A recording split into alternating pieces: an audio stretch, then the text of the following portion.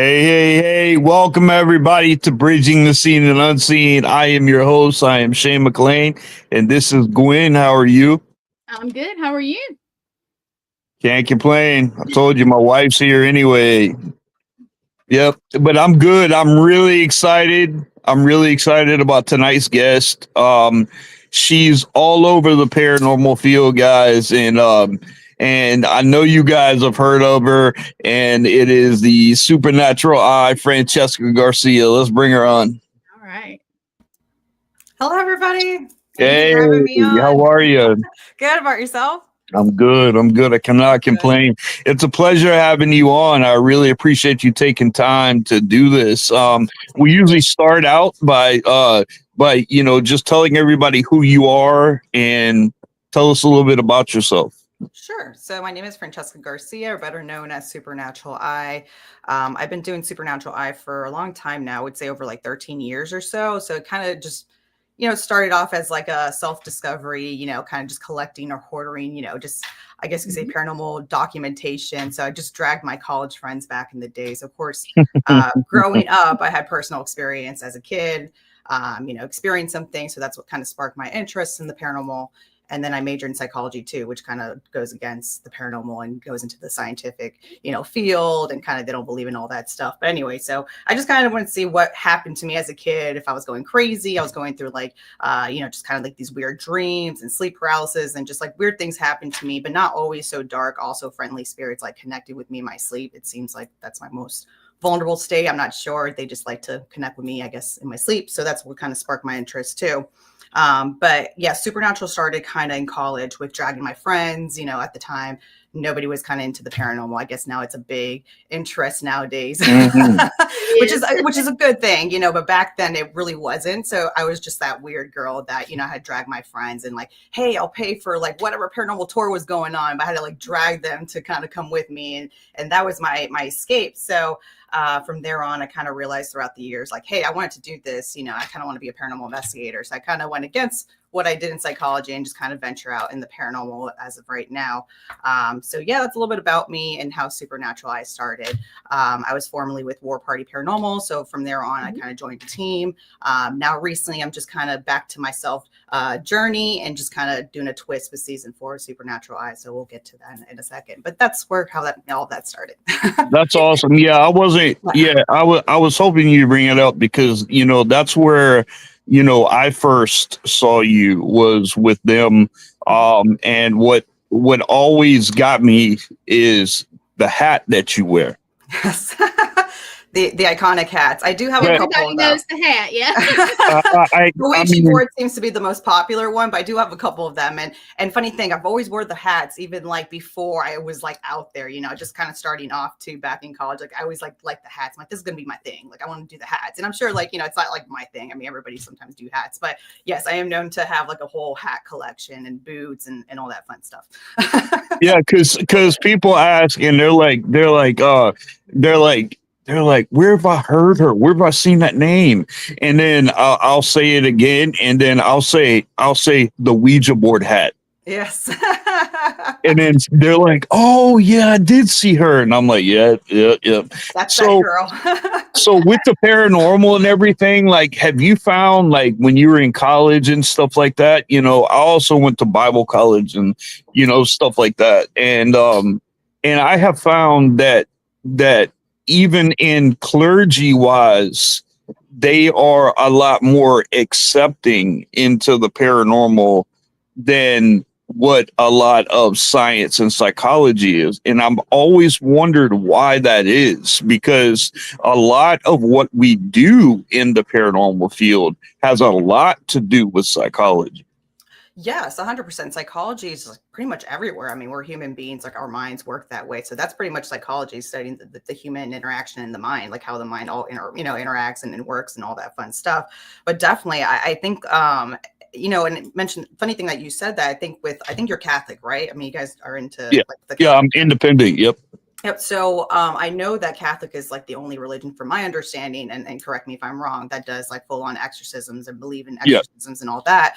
So I think maybe that's why it's a little bit more accepting, I would think, but don't take my word. I'm not 100% an expert on that in that sense. But I know in psychology, they're very with the science, and, you know, like even with parapsychology, I mean, like a little bit they may believe, but even so, like they want to make sure like there has to be something scientifically explained to kind of rationalize this situation, whether if it's underlying stressors, on, you know, if it's environmental, hereditary, like whatever the case is, like it all depends. But no, I don't think that everybody's schizophrenic or people that see things Right. hallucinate. So that not everybody has that brain pattern or whatever the case is. So that's where like I couldn't go for psychology. Like my uncle has his PhD. He's in St. Augustine. So he kind of looks at me like, child, what have you done? Mhm. I just felt like my heart couldn't go there because like there's just things that even to me personally as a kid has happened, and I just felt like my heart needs to take this direction. I need to show whether if and it's not even for the money. I know people are like, "Well, you even make money in this field," but to me, it's like more the passion. Like I like to help people, and you know, and see That's what, me. you know, trying to find research, right? Like what were these things? Like why do these things occur? Not everything's also evil, or, you know, I guess you could say demonic, or whatever you see on TV. Like they're mostly friendly cases. So what is it? Like what's causing hauntings? And I know that's Mhm. theories too, but that's where like my heart is at right now, and that's why I couldn't go for psychology. So maybe in the future, if, you know, I change of heart, whatever the case is, but for now I just feel like this is like where my, you know, where it's taking me, my guidance or whatever, my intuition, this is where I need to go. I That's where got you. am. I got you. Yeah. Yeah, I finally accepted it, and then, you know, everything's better, and this is what Yeah. I was meant to do, and I feel better. So, Yes, and even to help others too in a residential case, like whatever the case is, like it Yes. feels so rewarding. Even like if Yes. somebody's not sure or scared, it's like, you know, most cases it's not as scary as what you think. It's just coexisting Yeah. with something that you're not sure of, you're not, you know, certain of, and it's odd. I get it, it's strange, but yeah, I like to help people, even show people, even like people that haven't had paranormal experience, that are skeptics. Oh, that's my favorite thing too. I to, love you know, them. Love them. yes, you gotta have a skeptic. I get it. But it's just, I love doing all that. I love to educate, help, you know, promote, and also not just the living, the dead too. So I like to help the other side as well. And I wish more were really like that. I was helping, you know, I don't get around to doing like a lot of locations all the time because I usually have a lot. My wife and I do a lot of residentials, and getting them to understand and to break out of that monotony of believing everything's demonic. Right. You know, and I'll tell you the truth, and I'll say this until I pass. You know, out of all the cases that we've ever done, out of any one of them, 1% may be demonic. It has there's a criteria in that you have to look for. You know, like even as Catholic, we still require doctor analysis. We still a psychological evaluation. We do things the right way to eliminate everything, because the way that YouTube and everything uses demonic, Hollywood and all that. Yeah, 100%. And that's, and I tell people, I said, do not get a YouTube education. It will ruin any belief that you have in the 100%. paranormal field. And I hate to say it too, even before YouTube started becoming popular, it was even Hollywood, the TV shows, even some of the ghost hunting shows. I'm not going to say, it just kind of sometimes makes you cringe, and it's just like 100%. And then YouTube just started blowing up, and it just made it worse, right? Yeah, everything. Yeah. There are people out there that everybody just, it's like fingernails on a chalkboard. Every time you're like, oh no. And I want to be respectful too, right? It's like, according to YouTube, everybody's got demonic activity.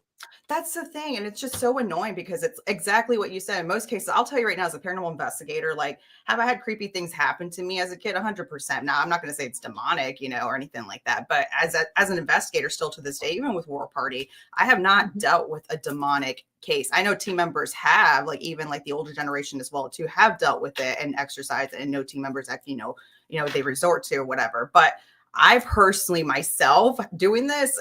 No, I have not dealt with the demonic case. You know, like, has there been like an asshole spirit? I mean, you know, sorry if I'm out. Always, yeah. No, you're 100%. Good. You're good. You're I'm good. like 100%, you know, but it doesn't mean like they're demonic per se. So it's like, yeah, it's so rare. And I'm not saying that it doesn't exist. Again, it's like that 1%er, you know, whatever, you know, so it's just very rare that you're going to come across that type of case. And I'm still willing to, you know, not that I'm like wanting to try a demonic case, but I'm curious to see like, hey, is this ever going to come across my lap? Because obviously it is scary to kind of deal with, but you want to prepare because you're not going to, you know, run and, you know, get scared of something like that. But you want to make sure you're with the right people who are educated and know what they're doing in those type of situations. So yeah, I 100% agree with you on that. Absolutely. You know, if you come upon something that you don't know how to handle, don't pretend you do. Ask somebody.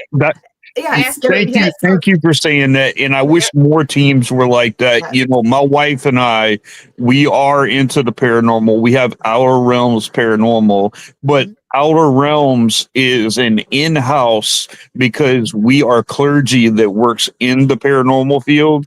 So instead of bringing in a team, we have a team that can go in and do these investigations, do the identifying, you know, do the clearing, do the cleansings, and if it is like a mild exorcism case or something like that, you know, we've got that covered, you know, with that. So we have all that there. And I wish more teams would reach out and ask for help like that. You know, it drives me crazy. You know, I had Francesca, I had a case where a woman had this little child, and this paranormal team went in there and told this lady that she had a demon in her house. They were getting ready to move out of their house. The kid was scared to death, everything like that. And we went and did the investigation or whatever. And she said that she had coffee cups moving. When she would go into the kitchen, she would leave, and then all of a sudden her cabinet doors were open, you know, and things like that. And I'm like, you know, none of this. Yeah, sure, it can be scary, but for a paranormal team to go in and tell her that because the cabinet's open, it's demonic. So I started doing more questioning with her and stuff like that, and found out 6 months before, her husband left to go to the store just for a real quick or whatever, and got in a hit and run and ended up killing him. Oh, wow. Not you, Michael. Sorry, I didn't mean to laugh. I just keep looking at my this guy here. I'm like nodding my head. I'm like pulling the Mary Lynn right now. Okay, Shane can't see the comments, so I usually try to. We got, you know, Christy. Hello, Michael. Hey, hello. Christy. Hey, Michael. And we've got, of course, me and Angie's like welcoming everybody, and then Michael's like, "Hey, Hottie." I can't wait to meet him in person. Michael, it has to happen. Okay. I'm sure it's about you too as well. Yes, and he said I slayed 6 demons. Oh no, and it's flipping. I slayed 6 demons. It was weird. They all had bags of candy though. Blessings. That's why I did the nod. That's why I did the head nod. Exactly. Yeah. I was like, sorry, I don't want you to think it was about you. That's I was crazy. Listening to you, but that is crazy. And yes, I agree. Sorry, Shay. But the thing is, and thank you guys for being on too. But like I said, that lady, and I kept trying to reassure her. I said, you know, and I had to apologize to this lady, you know, because there was nothing in her house that had anything remotely close to a demonic. And to find out that her husband used to play tricks on her.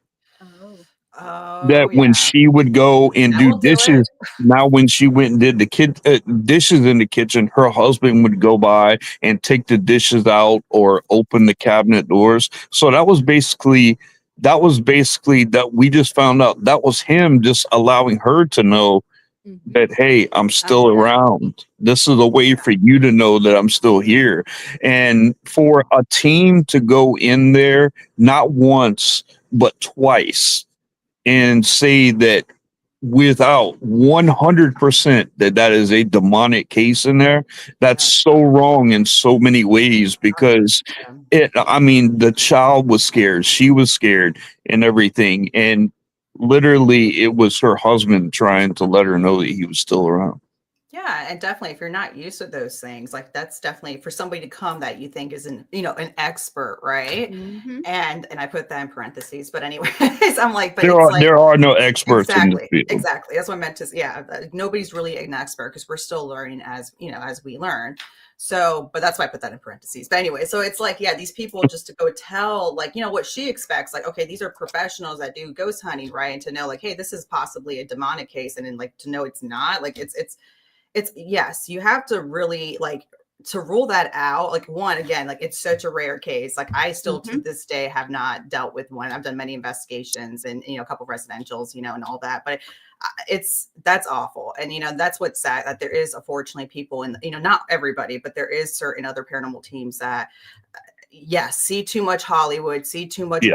I don't know what goes on in their minds, honestly, but there's just so much more than giggles and captures. Like there's just so much research to it, like the equipment that you're using. You need to know like what it's used for and how you use it. And there's certain devices that are not going to capture that you can easily debunk, and you just have to be smart on how you use it. Like Right. I know people, get on Michael me on my has GR60. a question too. Yeah. Right. No, we get to talking and it's like it's great. I know you get carried on. Sorry, go ahead. But Michael's saying, does Shane think that manifestation can also make people think it's demonic when it's not? I do. Yeah. Yeah, well, yeah, because that's usually where it starts. Encroachment, things like that. That's where it usually starts. Because then it goes manifestation, infestation, oppression, possession, and then even in the past 5 years, obsession. So yeah, there is a series, but that's where it starts. But a lot of times things get manifested and they are not demonic, but they can mimic things. Like if you get things over a spirit box, I hear people going, "Oh, evil," or demonic and everything. And a lot of times those are trying to get you out of your element. 100%. Yep. Yeah, I agree with So no, I don't. Like I said, if I go into a case and I'm telling you, and people think it's demonic, it's going to take quite a bit to really convince me that it's demonic. Because the very first demonic I've ever seen was inside of a church. Wow, interesting. That's very inside of a church. The guy was in there standing behind me, and the worship music started. And as soon as the worship music started, he was thrown about 15 feet into the wall behind him, smacked the wall, put a hole into the wall, and his body started contorting and doing things like this, had jet black eyes. I mean, that's the first time I've ever seen anything demonic. And that's why I knew that if I was getting into ministry, I was a full-time active pastor for 3 years in a church, and I stepped away to get into to get into spiritual warfare, because there's actual people that need help out there, and I wanted to be that source. You guys, Nicole is asking, what is the best way of spiritual protection? Who wants to go first? Go ahead. You can go ahead, Francesca. Yeah, this is your like, show, because I can go on forever. I personally use like crystals. Like I use I'm not like, I don't know so much about crystals. What I've been taught was I always carry my grandmother's rosary. I'm not saying that she's going to protect me from anything like that, maybe, but it's still something. Like I think of my grandmother, she's there with me, but not so much that too. Also like crystals, like what is it, like the black onyx, or like the, what is it called, the what crystal is that, the one that wards off negativity? If I word that, they say that's pretty good. Some of this, like the tiger eye, have a little chakra, so that seems to work. I know Mine some has people different ones. Yes. And so I wear different stuff myself. Yes, so that's what helps me at least. And I wear the like the necklaces too. So I try to wear all that, and then of course I always carry my grandmother. I say my grandmother with me, her rosary. But I know some of like my former team members and some people that I'm still close with, like they were like, what is it? The Archangel of Michael? Like, what was it? The medallion. Yeah. The prayer one. So I know like I've seen that before too. You know, I always carry like Palo Santo and sage, but I can't say that I do full on exorcisms or anything like that for full on protection. I'll leave that to you guys to discuss. Nicole is saying black tourmaline. Yes, that's what it is. I'm sorry, I'm horrible with the crystals, but I know that's the one.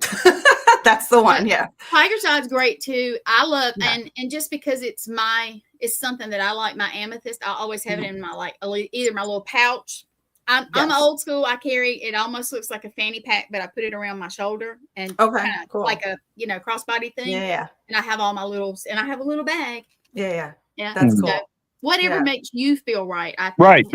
That's what I was about to say. That's what I use, a theological way of cleansing to rid negative energy with me. I do not use sage. And there's a reason behind that. I had a chief, an Indian chief on this show. Okay. Was it my chief? And I asked him, if you do not have Native American blood in you, should you be using sage to rid negative energy? And he said, my chief, wasn't it? Yeah, your chief. Yeah. Oh, interesting. Okay. So I use, and people do like sage. People do, but I use frankincense. I heard about frankincense. Yes. Frankincense. When you go in, you can do it before. That's what they use at the churches, right? Like yeah. And it's been used. It's been used even where the Ark of the Covenant was. The altar of the incense was used when God was hovering over the synagogue, and it said that it was a pleasing aroma to Him. It's an equalizer of any and all negative energies. So you can not only release energy from yourself, but you can release energy from the environment that you're in too. So I used that a lot. I use holy oil, I use holy water.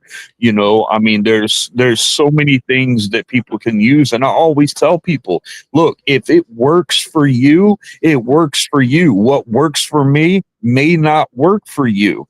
It's the same, but I use a theological way when I approach grounding, cleansing, things of that nature. But it's interesting to hear what people use. Yeah. No, and I have holy water, we can't freaking talk right now. Holy water too, as well. So I have that little bottle in my bag too, as well, when I go, do my investigations and all that. But it is very interesting, the different techniques. And I have heard about sage too, that actually a lot of people don't like to use it.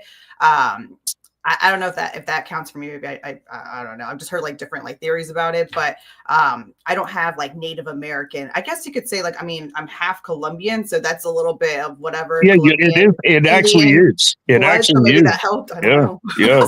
But I have helped somebody that they felt like their car was there's something weird with the car. So I kind of did the sage cleansing from what they taught me and stuff. And it seemed to work, I hope. Oh, wow. It did. So, but we're in Ortona too, which was, Native American burial ground that was turned into a cemetery. So that was like the Calusa Indians too. So I have no idea, but hopefully she said it worked for her. But that's a good point, because I actually heard that a lot. So I don't want to mess that up. My friend Riz, one I did my walkabout with, Shane. You know who Rez is. He's been on the show. He said and I've seen him do cleanse things. So he said he uses sage, cedar, sweetgrass, and it's the belief system of the practitioner. And that's right. What you believe. Yeah. He is Native American. He's Mohican. So okay. I like Palo Santo better. I'm not gonna lie. I kind of like that smell of that woody. I do like too. That. Yeah, I don't know. I like the smell. I think it is. I know different stuff does help you, but I also think that if you have something, say your grandmother, that is an awesome idea to have something, because she could be with you. She could be helping you. I think it's what makes you feel right. And, I have moldavite. I don't know if y'all know what that is. It looks black, but if in the sun, it's green. And it was given to me by Bessie. I think it was her grandmother's. And I always wear that on, everything. So I don't have it on tonight, but yeah. No, I get you on that. Yeah. I mean, definitely. I love my grandmother. So for me, I felt like she's always around. Like, I don't know. Right. She would. She was alive right now. She'd be like, girl, what are you doing? Get out of that nonsense, don't track that stuff. But, she was very, very Catholic, so she was just very no. But But yeah, I feel like in some form of way, she's like out there protecting me. So every time I carry her around, it's like, yeah. And I went to Casadega. Oh, sorry. What No, was your first real memory of, I want to say paranormal, but paranormal or anything different? What was your first memory? Like, how old were you? Yeah. How old were you? Yeah. Yeah, no, good question. So I would say as a kid, I had been like 6 or 7, I want to say, like definitely around that age. I was still like in elementary school, but I was like kind of close to like, getting to like middle school. So I think that's when I first had like that, like, I'm not sure what this is, what's going on, am I going crazy kind of thing. So around that time frame, but definitely as a kid, I started kind of like seeing things. Like I know I dreamt with like my grandfather that I've never met in my life. He wasn't alive. He died early. So I just like always seen him around in my dreams. And then like, I kind of like saw an old family picture and I pointed him like, oh, I know that guy or whatever. My dad's like, what the heck is wrong with this? Like he didn't say much, but I think that was like the start of it. And then there was like, at first I never understood it. I know there's like theories of like this guy in a trench coat, like a shadow kind of like light figure man. And to me at first it scared the crap out of me. So that's how it started to me as a kid too. And I felt like he was like always in the corner of like my bed and stuff like that. And I just thought like maybe I'm stressed because my dad wasn't really around at the time. So he was just like traveling, doing work and all this stuff. So I just thought like, look, in psychology, I just thought it was maybe underlying stressors. Who knows, right? Like maybe just didn't have that father figure around as a kid and that kind of like whatever impacted me. But I think it was more like kind of like a guardian. I wouldn't say it was my grandfather per se, but I just felt like it was just something else. Like the more I got into this and the more, older I got and whatever, I just didn't think it was that scary anymore. As a kid, I didn't understand. I was like, what the heck is this? Right. And then you see some horror films and I loved horror films as a kid too. So that didn't help. Right. Yeah. So I was just already like, probably like, yeah, it's a demon. Who knows? Right. But then like, obviously that's what kind of sparked my interest in psychology and kind of get like, hey, what's going on with my brain? Right. So, but I think the older I got, I started to realize like, this is more like a guardian for me. Like it wasn't menacing. It was just kind of like, I hate to say it, but it was just like staring at me. Like it was just there. Like it didn't do much. God. It could be, but it was just like, it's like, not that he wore my hat per se. It was like a different hat, but it was like an old school, like kind of like what like a fedora? Kind of, yeah. Like I see a fedora when you're talking about it. I see. Do I don't you? know why. Okay, yeah, exactly. So it's like, and it. it's like the trench coat. So again, it was just like a black solid, like and there's no the back features. of the trench coat. Whoever it is, the back of the trench coat. Yep, it's up. And I also see like they're looking. I don't know. It's weird. It's weird. That's what I'm saying. I don't know what it is, but as a kid, that happened to me. So I don't know. But it still to this day has that occurred, that dream and stuff like that, or do I see him? Not really. I think like now he kind of like maybe he does, and I don't realize it. But that was more as a kid, and then like just weird things. There's times that like I had a weird dream. I'm not saying it's associated with that guy, but it was like I felt like it was like weird, like laughter, and I couldn't get out of my sleep. And it was just like this reoccurring, like just, I would say nightmare that was just like laughter and it was just like annoyance. And it was just like, it was really weird. So it's like weird things happened to me as a kid. And then later on, that's when I kind of just majored into like the field and kind of wanted to know like what the heck. So I'm like, oh, maybe it was stressed out, I was stressed out all these years and whatever. If you said your dad wasn't around like all the time and not my business, but I'm saying maybe it was something saying your dad's not here, I'm watching over you. It could. That's what I took it as later on in life. That's exactly what, at first, like when I did psychology, I'm like, oh, that could be just me stressed out. Like I just made this imagination that happens all the time with kids, right? Because that's the science telling you this is what the rational thought is, right? Like it makes sense, But yes, later on, I felt like that's exactly what it was. It's more like a guardian to me. As a kid, I never understood it. Like I was like, what the heck, right? Like any other kid, like I was really scared. I told was your family open to you though? Like if you told your family, like at 6, 7 years old, say, hey, I'm having these dreams, I'm having, would they take you seriously, or was it more like that's just an imaginary friend kind of thing? My dad, absolutely not. He's very skeptical, very like, like, Any horror movies. Yes, he doesn't. Yep. So he doesn't believe in any of that stuff. So even still to this day, and like he's a little bit open-minded to it, because there's some things I've shown him that he's like, what the heck? And I felt like it was like his mom or my grandmother. But now she's passed on. But like, oh no, he definitely, when I was a kid growing up, he's like, this girl, like, no, she's watching too much. I'm like, tell my mom, like, what are you feeding her? Like these sweets, what's going on here? Right. My mother's a little bit more open to it. However, she tries to block it off. So I think at that time when I was reporting to her, she was like, no, she's going like, no. It must be she's imagining it. Like she just like wanted to block it off to not believe it. But I think there was a part of her that was like, oh crap, is this really happening to her? But my dad was like full on like, no, no. Go to bed, child. It's past your bedtime. Like what's going on? How about your grandmother, the one that you were close to? What? Yep. So she actually like she was very, very Catholic and religious. I would think like, I don't know, like a part of me thinks like she could have been spiritual, but I feel like she was more like, no, kind of like my dad, like had that, mindset that was very like, no, or at least she tried to hide it or maybe block it. But no, I know when, before she passed, like, in her, in her late, lifespan, she kind of knew I was getting into the paranormal. She was like very against it. Like she was like, no, don't be going into that stuff. Why don't you go into help people out? Go help real people. So, like saying psychology and stuff like that. Like, well, no, don't get into that stuff. That's not good for you. That's not good for you. So I would think that probably no, but now that I think like now I'm getting more connected with her that she's passed on, I feel like there's part of her that comes to me. I definitely in my sleep too. I know recently I have slept with her and I just, I twice, but I felt like hopefully she'll connect more with me in that sense. Yeah. That's very interesting, because I had my first experience when I was 10 years old and I saw my grandfather.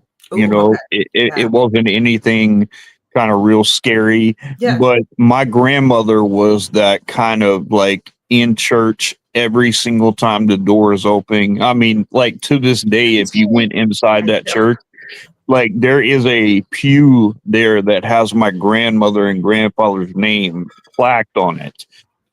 So I mean they were there for so long. But she even saw an experience where my grandfather was chief lieutenant for SLED, which is South Carolina Law Enforcement Division. And he would have a routine. He would get up every day, take his bed back, open up his closet, take a suit out, lay the suit out, put the shoes on the floor, and then go into his bathroom and take a shower. Well, he had passed like 6 months before. And I heard a shower running and I got up and I looked and there was steam coming out of my grandfather's bathroom. And nobody had gone in there. And I went and I cut the water off and I came back and I looked and my mouth hit the floor because his bed was folded back. The closet door was open. There was a suit laying on the bed. And even inside the bed, there were feet prints to where you can see them up. And my grandmother came in.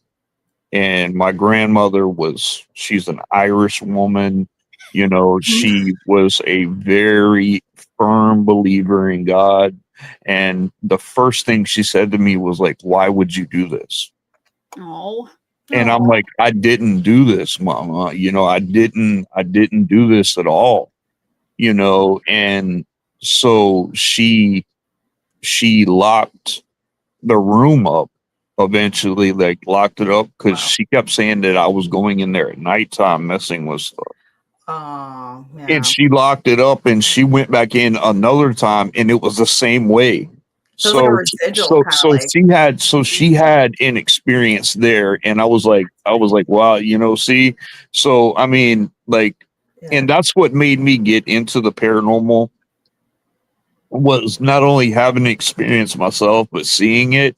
And I've looked for answers my whole life. I just want to know, and just wanting to know has put that curiosity out to where it's like, is this place, what kind of entity is this over here? If you're bad in life, you're bad in death. If you're good in life, you're good in death. If you're evil in life, you're evil in death. So, I mean, there's ways of explaining it. And my very first rule in the paranormal is debunk everything obvious first. Yes, 100%. Yes.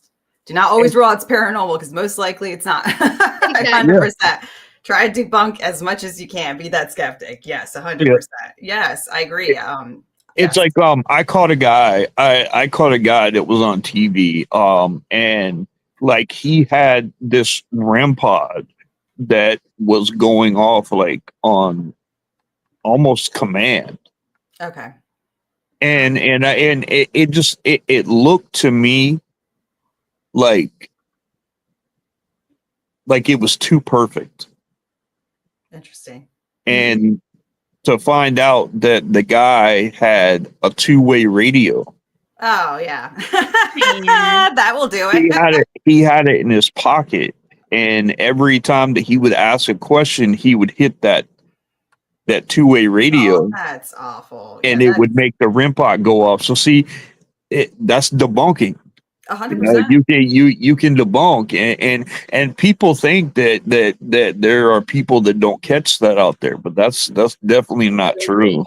100%. And I'm with you on that. That's why you have to be so smart. That's why I said that earlier. You have to be smart on how you use your devices, know your devices, because that's going to set off definitely your REM pod, you know? Yeah. The other thing is the K2. And I know we do this in ghost tours. We try to educate the public too, because I know a lot of things with some of the, not all ghost tours, but there's some of them. Even myself, when I first learned the paranormal, I went on my first ghost tour, they tell you the K2 is, you know, the orbs and whatever. And it's like, you know, it's like your K2, your phone setting that off, you know? So if you're recording on the phone, you have the K2 and you see it spike, it's your phone causing that EMF. When we to do go off. investigations, we asked everybody to either turn your phone off, leave it in the Or car, airplane or mode. Or airplane mode.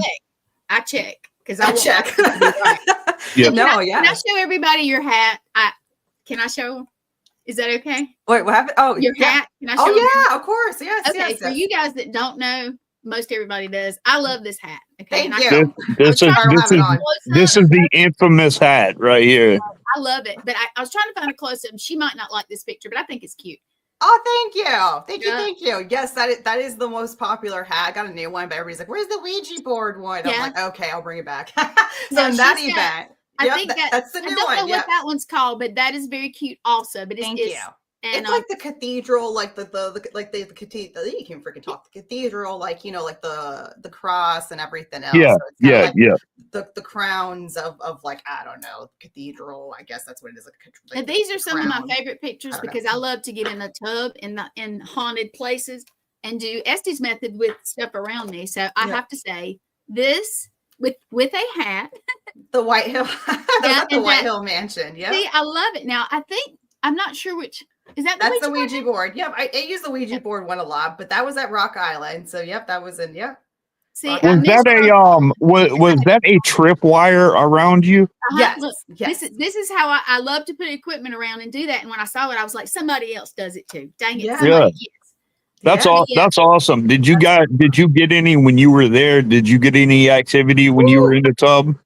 Oh yes, definitely. I know I've been there twice. So that was the first time. Did we record the first time? There was the second. Where was that? Was Rock Island? That was White Hill. So me and the tub, that was at the White Hill Mansion. So yes, so that place is wild. Like I was that was featured on one of the guys' episodes of the Haunted Files. So I think that was like the second time we went there. The first time was like they had the White Hill like Paracon kind of thing that they do in May. So the guys got invited, so I kind of like joined them as well. And that was cool because that was that night where like people paid to do the ghost tour and stuff like that. So you know, Kyle invited us out.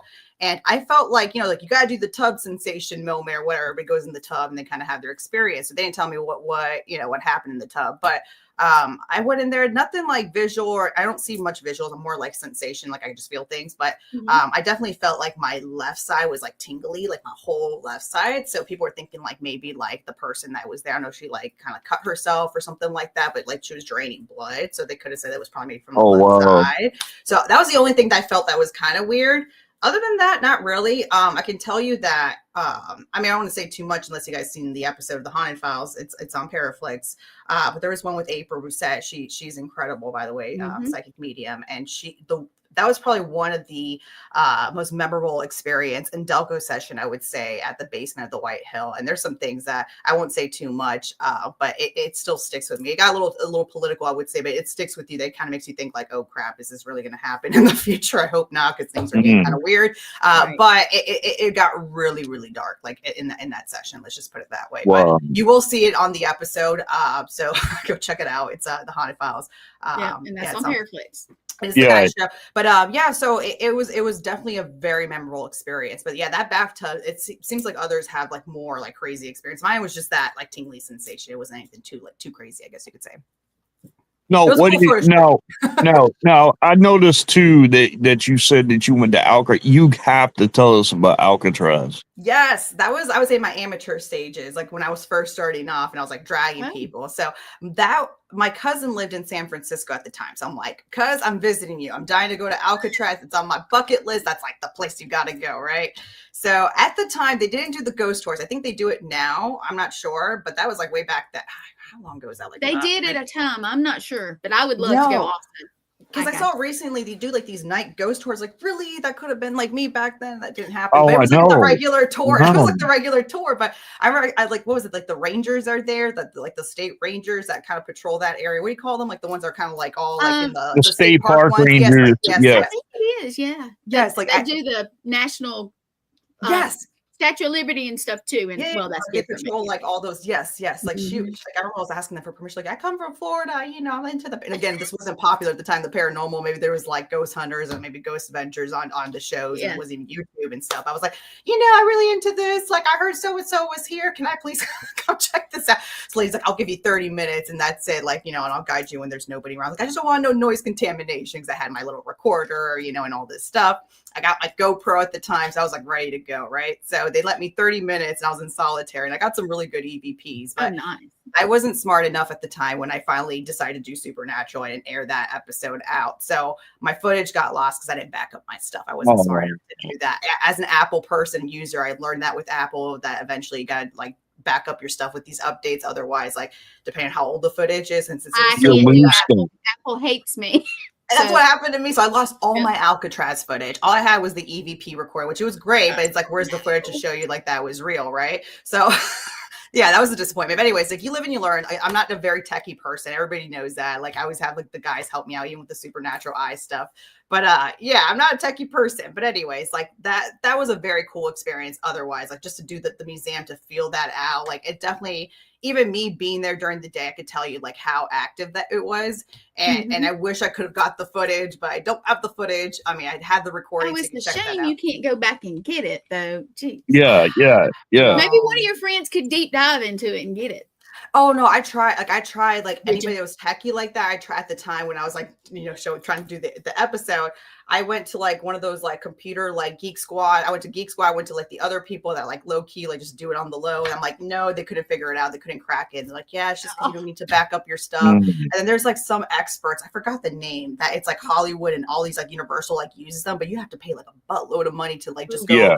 And I'm like, Yeah. no, I'm not willing to do all that. And then they're like, well, it's not guaranteed. So I remember I kind of did some type of like, I was so desperate at the time that I think that they said that they would give me my money back if they weren't able to retrieve the file. And just I had to pay for the shipping part, and I had to like send my laptop and all this stuff. Oh, and they couldn't figure it out. So they like gave my money back. And I tried everything. I just, to that point, I'm like, I have to let it go. Like, I just have to let it go. But it is on my I would go back just to like do it again, you know, just because of that. But it is on my bucket list too. it is a cool place. I highly Yeah, my recommend wife checking was asking about that. You know, she saw that and she was like, Alcatraz, and I'm like, yeah, I know. You know, because like I'm like you know, but I'm 48 years old. You know, so I you know, you couldn't just go and do any kind of like investigating there. They weren't allowing any of that. No, they're I very think they strict. have- Yeah. I think they have, as long as I think they have some structured things now. I may be Nowadays. wrong. I may be wrong. I haven't looked in a long time, but yeah. I That think would be no, you're awesome. right. When I think you're right about that. I think nowadays they're like showing like ghost tours at night that they never did Mm-hmm. before. Like at least during that time they did it. But yeah, they have like their own little thing. But since you have to go on a boat ride or the ferry to get out there, so yeah. all time, you know, like restricted to that, they have to make sure you get back to San Francisco and then from that little Mhm. like, you know, ferry boat. So because you definitely have to take the boat out there. So I think like they're a little bit more like they have something. I haven't checked the Mhm. website yet. But they're very strict about that. It's not like any paranormal investigator can go out there unless you like you're super famous, you have like a lot of money to be like, hey, like I mean, Yeah. I don't know anybody that has done it like that. I mean, it's it's tough, and I get it. It's a very historical place. They want to Yeah. preserve it. It's deteriorating because it's been so many years. So I get that they really want to make sure it's preserved and, you know, respected. I get that too. But it is definitely something to check out. Even if you can't do a ghost tour, I'm sure like you can kind of like isolate yourself from the crowd. They kind of, Yeah. I took the latest tour. Everybody wears the earbuds now, so you can do a little something in your pocket. No. Exactly. No, exactly. No, it's so true. It's like there's certain things that you can do and kind of, it's so huge too. Like there's some areas I couldn't get to because of like the timing and all this stuff. So I highly recommend it. That's definitely one of my most memorable, you know, places, and definitely I would say like one of my favorite. It's just because it's Alcatraz. Like you can't beat that. But I would go back in a heartbeat for sure. That's awesome. I see people are commenting. Are there any questions that people have for Francesca? Not really. They're enjoying it, and they're talking about. Oh, thank you, Nathaniel Elwell. You may know him. Do you know? What's up, he Nate? has a podcast with her. I feel like I've seen him. Yes, I feel like I've seen him in the events and stuff like that. Hello. Yeah. Yes. And he has just written a book. I'm gonna pop it up shamelessly. Here you go, Nate. Cool. Don't smack me for it. If I can get it, I know it's on check here. it out. There it is. He just he wrote the book, and we got him an author. We helped out with that a little bit, and he basically he does YouTube also. And Nate, don't smack me. I can't remember his website. I can't forever, but he does good. He takes a piece of equipment and he says, okay, here. And, you know, if it works, it works. But he's going to be honest. And he's going to analyze the crap out of it. He also, if you have like evidence and you're not sure, he's one to send it to because he will analyze it. And he's going to tell you the truth. Yep.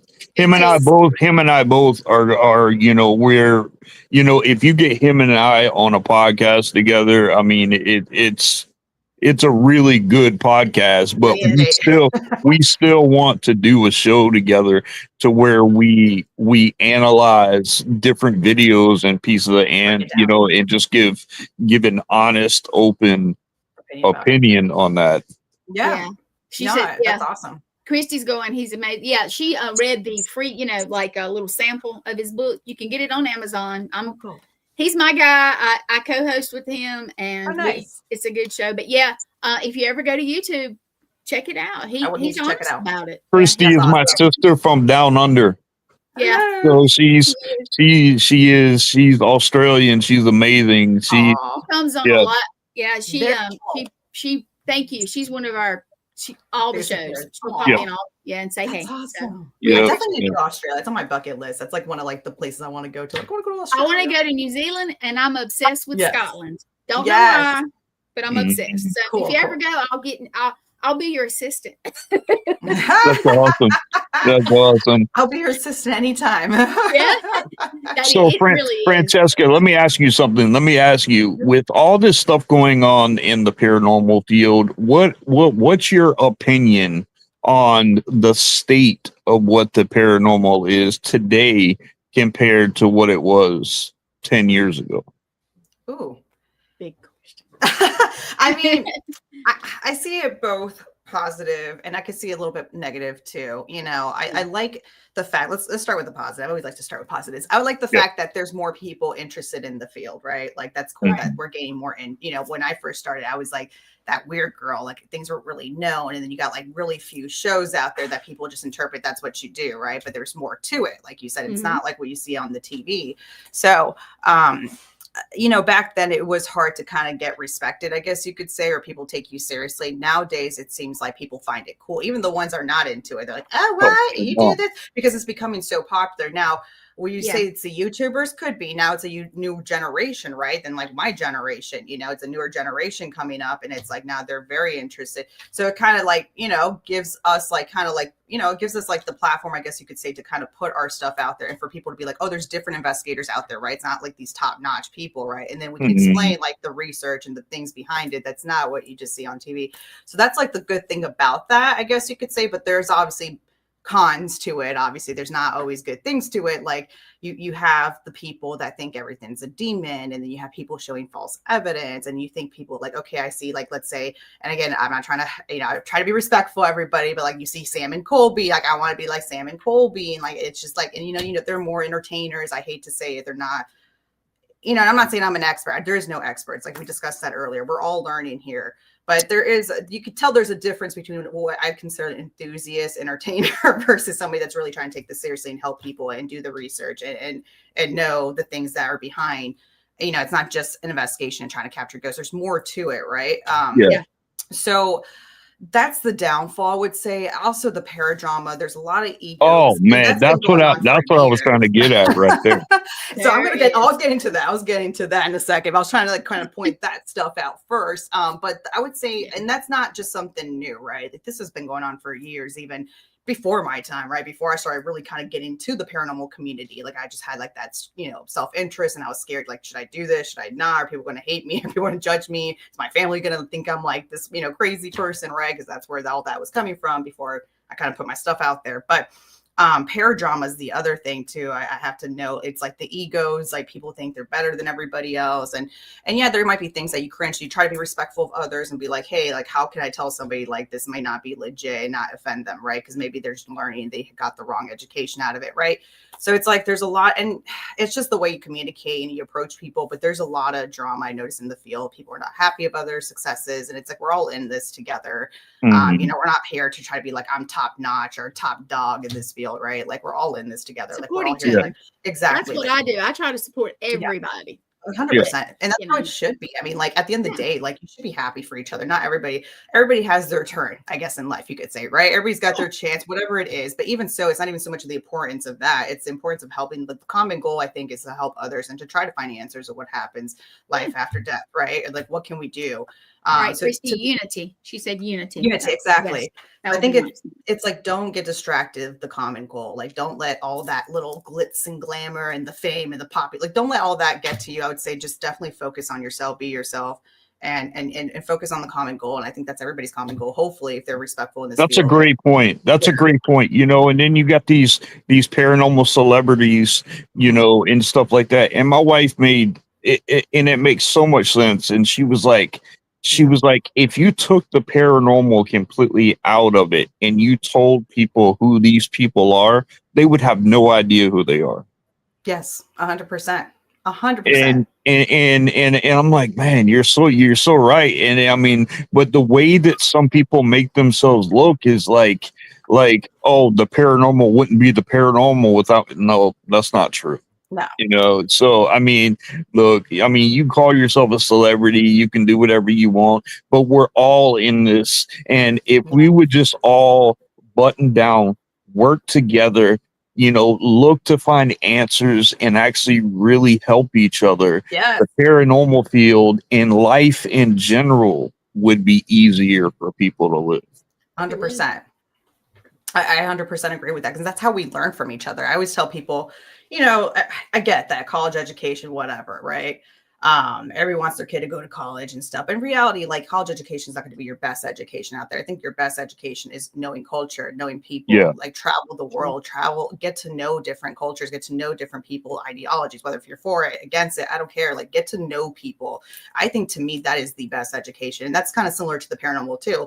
We're not experts in this, right? Like, we're all learning from each other. We're still learning, because this is not concrete. There's always going to be, I hate to say it, but in the scientific field, it's always going to be considered a pseudoscience. So we're not all experts here. So we're all learning from each other. And I think that is the best education. And to point that out too, it's just learning from each other. We're all different, how we have different ideas and different experiences. I love to see how people investigate different than I do. And I'll say, let me watch you. Let me watch you. And they'll be like, that's what I mean. And I'm like, okay, well, sweet. Yeah. That's the fun about going to Paracons and meeting people. Yes. That's I walk around and I just meet, and hey, and if somebody didn't want to talk to me, that's their loss. Think about it too. If they use this analogy that perception is reality, it would make it so much easier for people, because my perception, how I see things, is not necessarily going to be yours. Does that make me wrong? Does that make my reality any less than what yours is? Of course not. 100%. Perception is reality. And if people were just to get that in and not try to down people so much, not try to point fingers and make the field any worse than what it is, I think it would really, really help people. 100%. Yeah, I agree. And then sometimes I know that I know people get in the heat of the moment too, but I'm always a person that like to keep my stuff private, even if somebody does me wrong, right? Like I always like, ooh, I'm not going to share too much information, right? Like, yeah, I could have said like I stepped out of these teams and whatever, but I never want to pinpoint people, put their stuff out to me, even if they've done it to me. And I know it's been done, to me personally, but it looks so bad. It's like, why? Like, why are you going to put your, it's like, I'm here to promote paranormal and research and things like that. I'm not here to like, just, talk about life and gossip and what's the daily dish, like, like that's just dumb. So it's like, for me, it's like, yeah, just work on yourself, like common goals. Like it's not competing. Like we're not here. We don't have egos. Like we're all here for a common goal. We're here to help the living and the dead. And I think that's the way it should be. And like, honestly, like you said, best education is learning from people. That's it. Perception is reality. Perception is reality. Francesca, we got a few minutes left. Why don't you tell everybody how they can get a hold of you? Sure. So for right now, I'm on YouTube.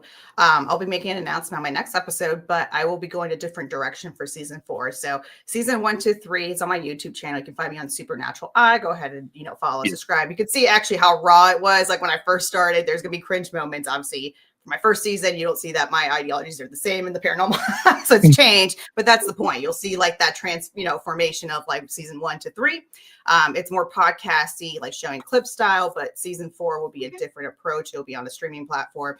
It's still in the works. So I'm with Losco Production. So it's a new production company established by Michael Gagliano, as we saw him earlier in this chat, and Miss Mary Lynn. So they're awesome. They're fabulous. We're just starting that off. There'll be our friend Annie Waters is a production assistant. Yes, she is. I love her. I love Miss Annie. So there's great people tonight. She was out there promoting you tonight. Just know that. That's awesome. I love Annie. Oh, she's awesome. We were roomied together at Rock Island. She's awesome. I freaking love her. Yeah. I had to come home early. I was in the area. I did my own little thing. It's called Paranormal Walkabout. It'll be out whenever I can sit down for 1,000,000 hours and go through all the stuff. So you know what I'm talking about. But I hurt my knee twice, and I was supposed to go with my friend Christina Bloom and some others. Okay. And Annie was going to be there, and I had to come home, and I missed it, and I wanted to go so bad. Yeah, no, I'm bad. It's that one where there was a bunch of people that I wanted to just see and just kind of catch up, and I was like, I missed it. There'll always be a next time, though. There will, and you know what? Like I'm going to Salem in November. Cool. There's a bunch of people there, and for those people that are watching, I played the commercial, and I'm gonna play it again at the end because we're trying to come see everybody. Yes. Yeah. Mm-hmm. Even if you don't have a booth, if you're close, come on. Still come on over. Well, Francesca, I want to thank you so much for being on this show. It's been a blast talking to you.